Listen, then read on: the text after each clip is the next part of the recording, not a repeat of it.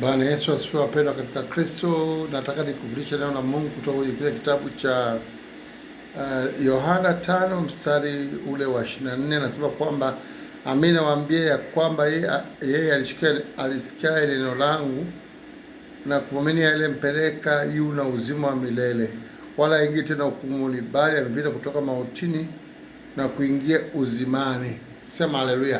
Kwa majina naitwa Pastor Asante Bisofeo, niko Dar es Salaam Tanzania. Nataka nikwambie kwamba anasema kwamba yeye aliamini neno langu, amepita kutoka mautini kwenda uzimani. Kwenye mauti maana yake ni kwenye mauti maana yake ni kwamba mahali pasipokuwa na uzima. Kama hujakuwa unatembea kwenye mauti, kama umempokea Yesu kwa Bwana Mwokozi wa maisha yako, una uzima wa milele kwenye moyo wako. Anasema kwamba yeye ashindaye amepita kutoka mautini kwenda uzimani. Kwa hiyo Mungu amekuvusha kutoka kwenye mauti kwenda kwenye uzima. Umevuka ng'ambo ya pili. Kwa hiyo somo letu leo ni kwamba ni kuvuka ng'ambo ya pili. Sema haleluya. Mwanadamu yote anaishi chini ya jua lazima avuke ng'ambo ya pili. Kwa na kuvuka ng'ambo ya pili ni kumpa Yesu maisha yako na kufanyika Bwana Mwokozi wa maisha yako. Huko ndio kuvuka ng'ambo ya pili. Anataka tupite kutoka mautini. Mautini maana yake ni kwenye magonjwa mabaya, kwenye dhambi mbaya, kwenye makusudi ya adui. Huko ndiko kwenye sehemu ya anasema kwamba tumepita. Mungu akupe kupita siku ya leo, mwana wa Mungu ulioko popote uliko duniani. Mungu akupe kuvuka. Anasema kwamba tumevuka kutoka mautini kwenda uzimani.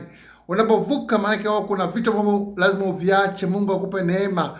Tunapewa tu neema kuondoka kwenye mauti, ni kuondoka kwenye vitu vya kidunia. Anasema kwamba tupite kutoka mautini kwenda uzimani. Unapokwenda kwenye uzima wa milele maana yake kwamba Mungu anakupa neema. Unakwenda kwenye uzima wa milele. Sema haleluya, sema amina, sema amina. Kama unaamini andika hapo chini, sema amina mtumishi, tunakuamini. Yohana sura ya 5 mstari wa 24 anasema tumepita mauti tumekwenda uzimani. Sema haleluya. Mungu amekutoa kwenye mauti kukupeleka kwenye uzima wa milele. Sema haleluya, sema amina. Mungu amekuvusha. So wetu asubuhi nasema kwamba tumevuka kutoka kwenye mauti kwenda kwenye uzima.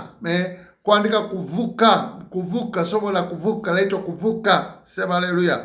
Unapokuwa hujamjua Kristo maana yake kama unakuwa chini ya laana ya dhambi, lakini vile tunapomkiri Yesu Kristo kwamba ni Bwana Mwokozi wa maisha yako, kutoka kwenye ile laana ya dhambi na unampata Yesu kwenye maisha yako, anakuwa ni Bwana Mwokozi wa maisha yako. Sema haleluya, sema amina, sema amina, sema amina.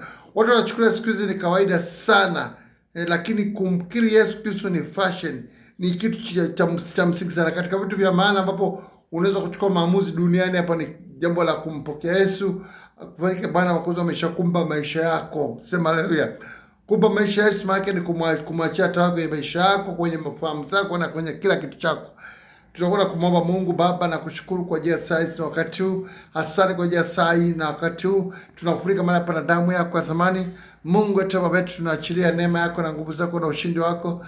Baba, uketie mahali pa juu sana palipoinuka. Unaweza, mfalme wa ajabu, na siku ya leo nikifunika mikono mwako Jehova Shaddai. Baba, nasema asante kwa ajili ya saa hii wakati huu. Pokea sifa na utukufu. Naweza ni kwa jina la Yesu Kristo wa Nazareti. Baba, nasema asante katika jina la Yesu. Sema amina. Mtu mmoja aseme amina. Sema haleluya, sema amina.